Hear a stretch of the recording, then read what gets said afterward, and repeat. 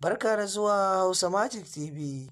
Kar ka manta min sauraro ka danna mana alamar subscribe da ƙararrawar sanarwa domin ta hanya haka ne kawai za ka kasance da sabon shirye-shirye mu da zarar mun dora. Mun gode masu sauraro.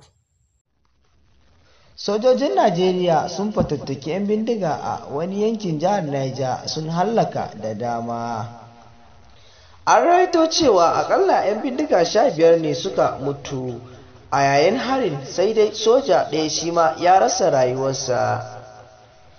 Kai ɗauki da sojojin Najeriya suka yi ya ceto mutanen yankin daga mummunan harin 'yan bindiga.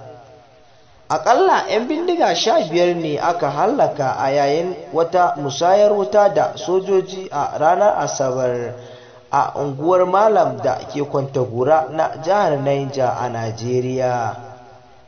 Haka zalika wani jami'in soja ma an kashe shi a yayin artabun, kamar yadda jaridar Daily Trust ta rawaito.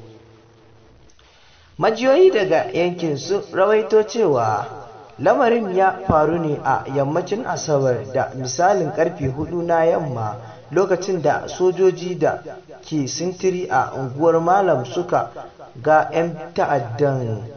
Kar ka manta mai sauraro ka danna wannan alamar subscribe da ƙararrawar sanarwa domin ta hanya haka ne kawai za ka kasance da sabbin shirye-shiryenmu da zarar mun dora. Sannan kar ka manta ka kasance da Hausa Magic TV domin samun labarai na gaskiya a kodayaushe a kowane lokaci.